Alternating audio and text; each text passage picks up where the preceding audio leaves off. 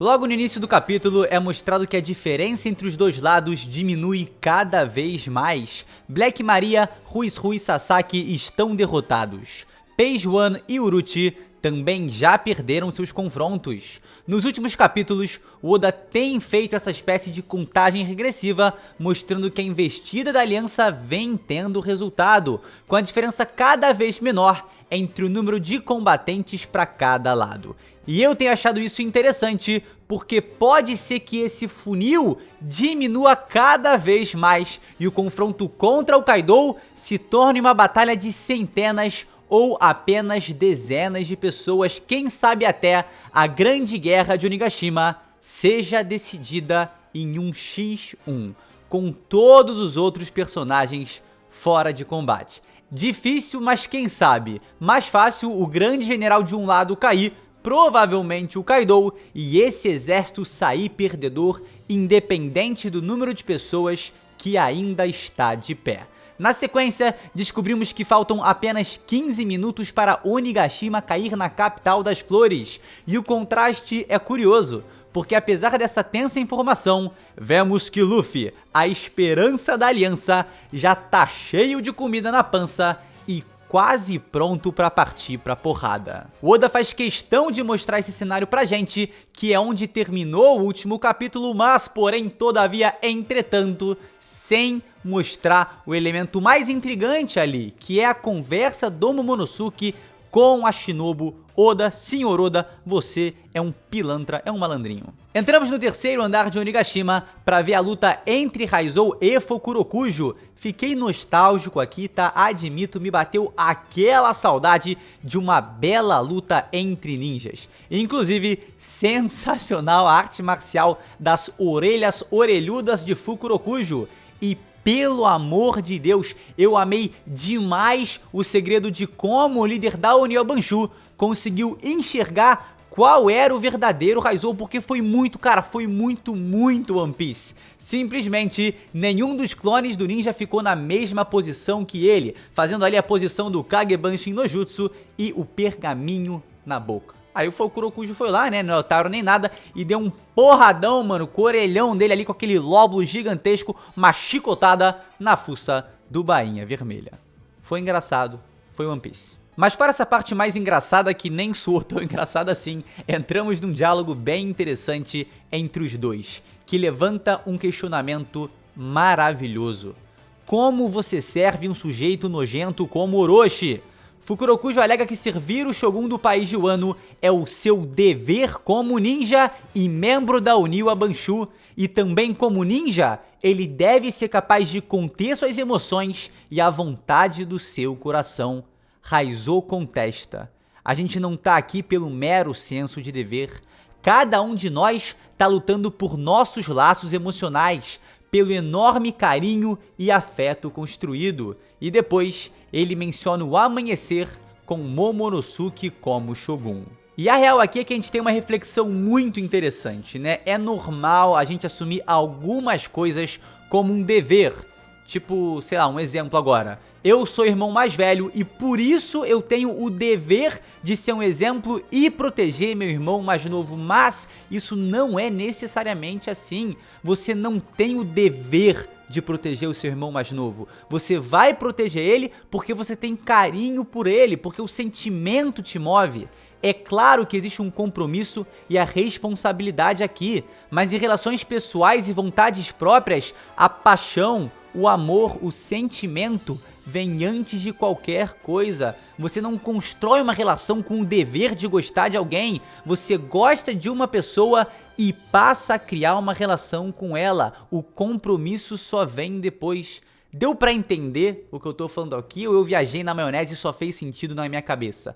É como se o caminho do Raizou fosse mais genuíno, mais livre. Ele segue sua emoção e faz o que o seu coração manda, sem ter uma obrigação. É uma escolha, uma decisão. Já o Fukurokujo tá preso a amarras de responsabilidade do seu cargo, tá preso a obrigações de seu papel como ninja, como líder da Uniwa Banshu, e não tá respeitando suas verdadeiras emoções. Então eu achei uma consideração bem legal e feita de maneira muito simples. me gerou essa reflexão aqui. Espero que também tenha gerado algo nesse sentido pra você, ou que pelo menos o que eu levantei faça sentido. Em meio a esse discurso, vemos Kawamatsu, Nekomamushi, Izou, Inuarashi e Denjiro em meio à correria da guerra. Ashura Douji, Kinemon e Aokiku estão derrotados. O total de mortos é indefinido, né? Porque não dá pra gente confirmar nada, mas espero ver o Izou, Denjiro e Kawamatsu agindo ativamente, porque o Nekomamushi vai mandar muito bem no final do capítulo e eu vou dar uma ideia também bem bacana sobre isso um pouquinho mais à frente. Killer e Hawkins estão caindo na porrada e em primeiro plano a gente vê que tem alguns bonecos de palha do Hawkins, evidenciando que o Killer tá tirando uma vida dele atrás da outra. A gente não sabe ao certo como essa luta tá rolando.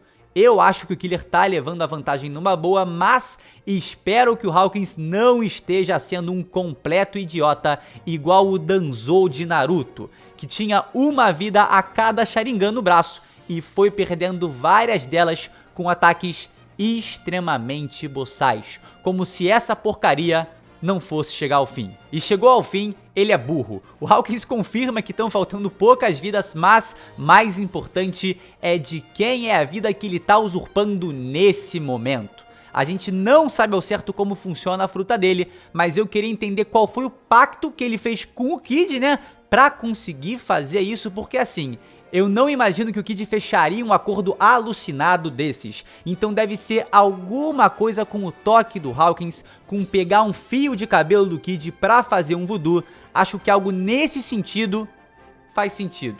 De todas as formas, uma habilidade bem apelona que, mano, pra mim, eleva muito a habilidade da fruta desse personagem e coloca ela ali, mano, em outro nível. Não dá nem pra entender como é que funciona, mas já soa absurdamente apelão. E a gente pode ver, né, a Big Mom parecendo bem fisicamente, enquanto o Kid e o Law já tomaram umas porradinhas ali. Vale lembrar que lá no domo rolou um fight que eles saíram mais prejudicados. E como o Killer vai fazer pra derrotar o Hawkins agora?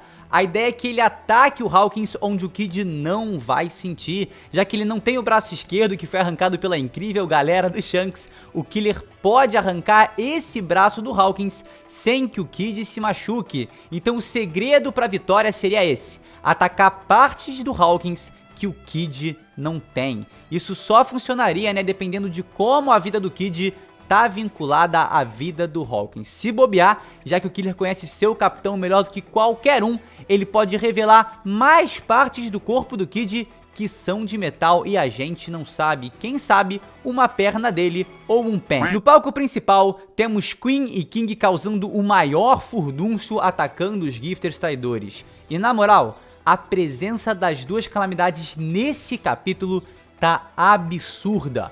O Oda parece que deu uma exagerada ali na proporção dos caras pra causar esse efeito de imponência. E eu acho que funcionou bem pra caramba. A página com os dois um do lado do outro, com o fogo se espalhando, o Sanji, o Zoro e o Marco caídos, me deu um verdadeiro calafrio. Talvez a primeira vez, né, que essa dupla me passou uma vibe Katakuri, né, uma grandeza diferente, uma magnificência que, né, ficou bem bacana, até eu virar de página, ou passar a página, né, porque é tela do computador, e ver o Sanji fazendo o Queen engolir o sapato dele. Gostei pra caramba, foi maneiro demais. E é pra deixar de ser otário, o Sanji ainda tá na cena e tá tancando brabo. E ali começa a construção pra mitada no final do capítulo. Onde estão os críticos do Sanji? Eu não os vejo mais. Onde estão? Detalhe que o King tá nervoso, não querendo que o Zoro volte pra combate. Já tá vendo, né? Já tá vendo com o Haki da Observação avançado que, assim como o Queen, vai tomar uma bela de uma solada. Perospero está camperando e quando vai dar o headshot de AWP na cabeça do Sanjaço, Nekomamushi aparece dando-lhe um tapão no meio da cara. E provavelmente temos estabelecido o confronto do gatão em Onigashima. Faz muito sentido essa batalha, né? Porque o Neko só vai responder à altura, fazendo com o filho da Big Mom o que ele fez com os Minks, Wanda e Carrot. E principalmente o Pedro. Mas esse confronto também é legal porque o Perosperos não é pouca coisa não, tá? O maluco também é muito brabo e eu acredito que ele encaixaria, por exemplo, na tripulação do Kaido como um Tobiropo com tranquilidade. Mesmo assim, tem outro adversário que eu amaria muito ver o Perosperos enfrentando, uma batalha de atiradores entre o usuário da Peropero no Mi e o Sop, que ainda não fez sua mitada nesse arco. Mano, imagina um confronto dos dois a longa distância. Mete a cara, dá o teco, volta, dá o teco, tira, recarrega, vai, dá... Pum, sensacional. Já que o remédio não teve efeito imediato, a galera foge com o Zoraço crucificado, mas sem tá morto e nem sepultado. Só que o King surge no caminho, conjurando uma bola de fogo na mão e ameaçando dar um fim no espadachim e no Chopperzito. Marco a Fênix surge mais uma vez para salvá-los. Inquestionavelmente, o Marco tem sido incrível nesse arco. O maluco mandou o Queen Mama Chamber pras cucuias, lutou contra a Big Mom por um tempo, salvou milhares de pessoas de um vírus bizonho, tancou o Queen e o King juntos por um tempo considerável e agora tá aí lançando um mó papinho de mano, vocês estão aí se achando pra caramba, vocês são um bando de otário. E é isso. A real é que eu queria muito que ele tivesse uma luta mais trabalhada, mais envolvida e que fosse mostrada pra gente. Enfim, quem sabe isso ainda não pode rolar. O que sinceramente me preocupa é a frase específica dele, já fiz minha parte. Me soa mórbida, como um foreshadow de algo tão especulado como sua morte e renascimento. Mas eu acho que é só uma maneira de dizer que agora outros adversários enfrentarão as calamidades, e espero que seja diferente. Com Sanji e Zoro preparados para enfrentar King e Queen, eu imagino que a teoria do conto do Momotaro se fortalece ainda mais, e que Marco se regenerará de alguma forma, né? Afinal ele tem a fruta ali da Fênix, pode esperar um pouquinho e já se recuperar, e assim vai subir pro domo para enfrentar o Kaido junto de Yamato, Luffy e Momonosuke. Como a gente sabe, né, no conto do Momotaro, essa criança que é a principal referência para a criação do Momonosuke, vai até uma terra chamada Onigashima, mesmo nome da ilha do Kaido, para derrotar um demônio que obviamente a gente pode retratar como Yonkou. A questão é que Momotaro vai derrotar essa criatura acompanhado de 3 companheiros peculiares. Um macaco que podemos relacionar ao Luffy, óbvio, né, Monkey D. Luffy. Um cachorro que podemos relacionar ao Yamato, visto que sua fruta é a fruta do cachorro mitológica de um lobo. E um fazão que podemos facilmente relacionar ao Marco. Parece que vai rolar uma convergência lá no topo do domo para esses 4 personagens se unirem contra o Kaido. E uma aposta minha é... o Luffy, se ele não usar, né, o despertar e nem a quinta marcha, na real, acho que mesmo se ele usar o despertar ou a quinta marcha, ele vai entrar no modo Monkman, que vai ser o seu modo mamaco, o modo mamaco do Luffy, e vai derrotar o Kaido. Pode anotar aí, pega o seu caderninho e anota, eu falei, Luffy vai derrotar o Kaido no modo Monkman, o seu modo macaco, mamaco. Eu acho interessante por quê? Porque existe a ideia do Luffy Tigerman, né, que é a representação do tigre contra o dragão, mas também existe a representação dele como o Lionman, que é o leão contra o dragão, simbologia, ali, mitologia e tal, só que, na realidade, ele tá fazendo agora o papel do macaco, do mamaco do Momotaro. Então, quem sabe um Monkman bem bacana não vai rolar. Eu boto fé. Mas a participação do Marco não para por aí. Ao ver os poderes de King, ele comenta que já tinha ouvido falar disso, uma raça de seres que podem conjurar fogo e viviam no topo da Red Line. Calma, tá? Calma, que a gente já vai se aprofundar nisso e levantar pontos muito interessantes. Eu tô confuso porque nesses confrontos X1 de Onigashima, eu tô muito interessado em saber qual vai ser o papo, qual vai ser a resenha dos malucos, porque toda a luta os caras abrem a boca pra puxar algum assunto intrigantíssimo, não sei nem falar essa palavra, ou levantar uma reflexão maneira. Só isso mesmo. Quando Queen e King estão prestes a atacar Marco, a Fênix diz que agora é hora das estrelas entrarem na cena. E fui só eu que tive a impressão que ele viu esse futuro com um vislumbre do Haki da observação avançado, já sabendo exatamente o que ia acontecer.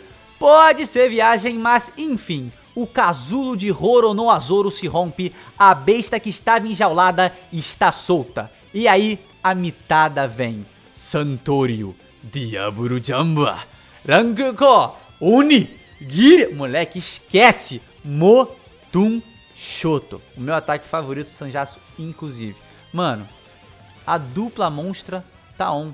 Agora esquece. E obviamente eu não vou conseguir reproduzir aqui a emoção que eu tive ao ver aquela última página, meus queridos. Eu fiquei completamente arrepiado só de falar agora, mano. Já tô sentindo aquela energia, aquele arrepio subir. Cara, sensacional. E é isso. Agora todos os fãs do Zoro e todos os fãs do Sanji estão igual esse meme aqui que eu fiz. Poxa, que meme legal, cara. Legal mesmo. Pô, parabéns. Gostei muito. Legal. E depois de mais de 1000 capítulos de aventuras e uma longa jornada percorrida, vemos através das ações e falas de Zoro e Sanji que Luffy, mais do que nunca, tá perto, tá muito perto de conquistar o seu sonho. As asas do Rei dos Piratas estão preparadas para voar e levar seu capitão a um novo patamar, a um patamar nunca antes alcançado, ao título de homem mais livre do mundo. Agora vocês podem ver que eu tô arrepiado. Nossa senhora, hype Dima, que momento fantástico, cara. Na moral, eu me empolguei, mano. O X2 lendário ali vai rolar, cara. A dupla monstro preparada. Cara, flamejantes, cara. Tá todo mundo unido nessa. Todo mundo de mãos dadas, torcendo pro mesmo time. E agora, meus queridos, é só alegria ver o Zoro e o Sanji juntos, mano, superando o maior obstáculo que já se apresentou na frente deles. Juntos, a dupla dos brabos. Ou vai rolar um contra um, né? Porque os quatro não se dão muito bem, não se gostam muito. Então vai saber o que pode acontecer. Mas, cara, a dinâmica Roronoa Zoro e Vinsmoke Sanji sempre encantou todo mundo que viu ambos em ação. E esse momento é nosso, de absolutamente todo fã de One Piece. Que coisa maravilhosa. Obrigado, Oda. Você é um deus, cara. Detalhes maneiríssimos sobre esse confronto. Primeiro, acho que consegui descobrir a recompensa do King só com o estabelecimento desse matchup. A recompensa do Queen é de 1 bilhão e 320 milhões de berries, ou seja, 1 bilhão maior que a de Zoro. Se a recompensa do King for de 1 bilhão e 330 milhões, vai ser exatamente 1 bilhão maior que a do Sanji. Acho que seria bem maneiro rolar esse 2x2 insano com uma diferença total de 2 bilhões de berries entre os combatentes. E assim que essa informação vazar pra marinha que dois brabos na casa de 300 milhões de berries derrotaram duas calamidades com mais de 1 bilhão, é muito provável que as recompensas de Zoro e Sanji superem a casa do bilhão. Então, mano, esse capítulo estabeleceu muita coisa interessante e agora o vislumbre de superar o bilhão tá cada vez mais perto. Sensacional. Outra parada que eu adorei em relação a essa luta é a primeira vez que o Zoro e o Sanji fizeram uma competição entre si foi lá em Little Garden pra ver quem caçava o maior dinossauro. E eu aposto que no final dessa batalha isso vai virar outra competição entre os dois, pra ver quem caçou o maior dinossauro. E aí, qual é o maior? O Pteranodon King, o Brachiosauro Queen, eles vão medir a grandeza por tamanho, por recompensa, enfim. Que paralelo maravilhoso depois de trocentos capítulos. E óbvio, né, vamos continuar aqui ressaltando Zoro e Sanji. Eu queria lembrar que o Sanjasu ainda não tá usando o traje e tá todo arrebentado pela luta contra Black Maria. Vale lembrar que em Enies Lobby, depois de ser espancado pela Califa, ficar, mano, completamente derrotado ali, ele conseguiu uma reviravolta sensacional pra cima do Jabura. O Zoraço tá literalmente amassado e com os ossos triturados após tancar o porradão mais forte de One Piece, apenas atrás da Bug Dama. Mas tá nesse momento dopado pelo uso das drogas dos Minks. E de verdade verdadeira, mano, eu tô achando que no finalzinho da batalha o efeito do remédio vai acabar, o Zoro vai tá sentindo mais dor do que nunca, mas depois de provar a sua resistência absurda ao longo dessa história, ele vai tancar todo o sofrimento ali, mano, por 5 segundos, 2 segundos, 1 segundo e dar o golpe final no King, sofrendo como só sofreu quando tomou as dores do Luffy em Thriller Bark. E a conclusão é aquela: o que aconteceu? Nada. Não aconteceu nada. Já pensou, o maluco mete essa de novo, mano, numa situação como essa? E minha nossa senhora, ó, já fiquei arrepiado de novo, cara. Esse capítulo pra mim foi muita emoção, foi muito hype. E com o Sanjaço é aquilo, né? Ele vai superar seus limites, vai ter um papo interessante com o Queen e vai provar pra todo mundo que não teve fé nele que ele sempre foi e sempre será parte do trio monstro. Um cozinheiro combatente absurdo que vai atingir os mais altos patamares em nível de força. Então a dupla monstro vai sem estar 100% para um confronto insano, mas é aquilo. Não seria o bando dos chapéus de palha se não superassem as adversidades e pesassem a balança a seu favor. Eu acho que assim como todo mundo, eu tô muito animado para esse combate e vocês viram a nota do editor? As duas asas em ação. Nossa senhora.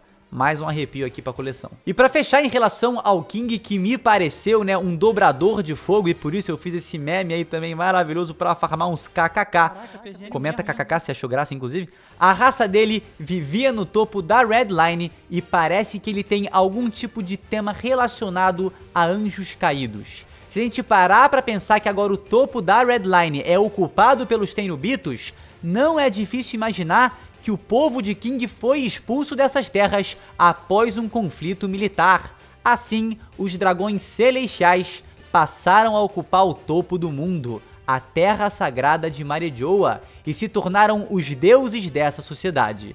E em contraste a esses deuses, existiram os demônios, que após serem derrotados, seriam chamados assim.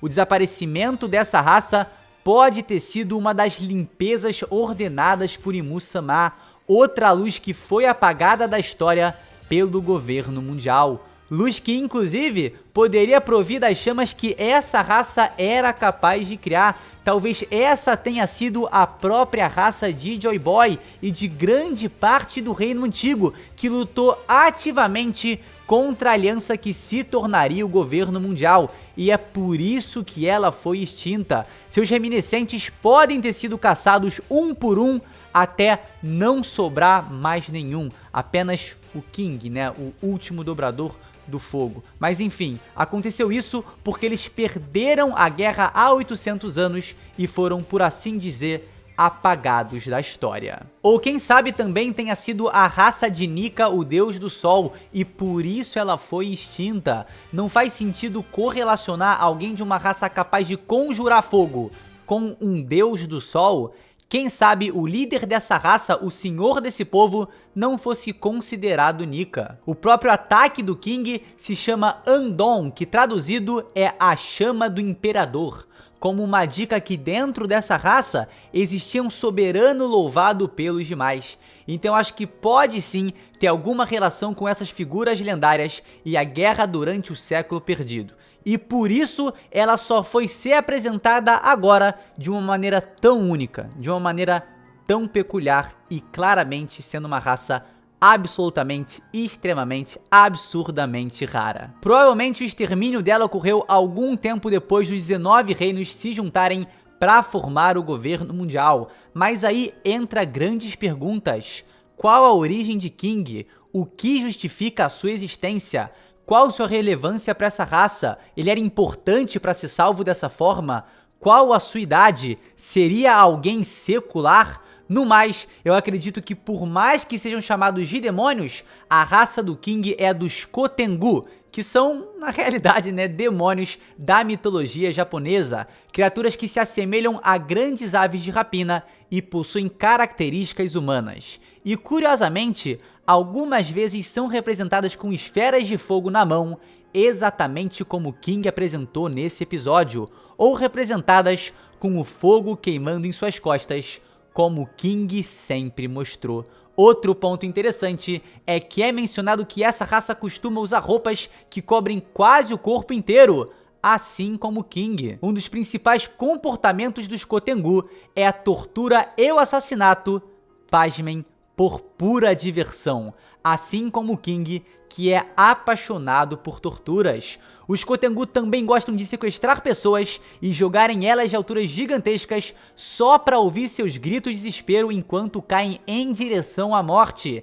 Isso te lembrou um pouco essa cena com o Queen Mama Chanter? Então fica aí, tá? A minha principal aposta pra raça do King. Um Kotengu, raça que começou a ser chamada de demônio após ter perdido a guerra durante o século perdido. Então os governantes da sociedade, né, resolveram vilanizar eles e retratar essa raça com esse título, como se eles fossem realmente diabos, criaturas abomináveis, e começaram assim, né, uma grande caçada pra exterminar esse povo. E esse foi o vídeo, eu espero de verdade que você aí tenha gostado, tá? Um review bem longo, porque assim, esse capítulo teve muitos pontos interessantes e muita coisa bacana pra gente relacionar e também comentar. Então, deixa aquele like, se inscreve no canal se você ainda não é inscrito e também não esquece de deixar o seu comentário sobre tudo que eu falei aqui. Achou algum ponto muito interessante? Conseguiu enxergar uma teoria com algo embasado no que eu falei? Cara, deixa aí nos comentários, essa aba aqui é pra gente discutir. Então, no mais, tô muito feliz com esse capítulo, ver o Sanji brilhar, ver o Zoro brilhar, ver o Sanji e o Zoro brilhando em conjunto vai ser algo fantástico. Então, Eiichiro Oda, muito obrigado por isso e, meus queridos, a gente se vê sem sombra de dúvidas nessa porrada aqui no microfone num próximo vídeo. É isso, galera, valeu!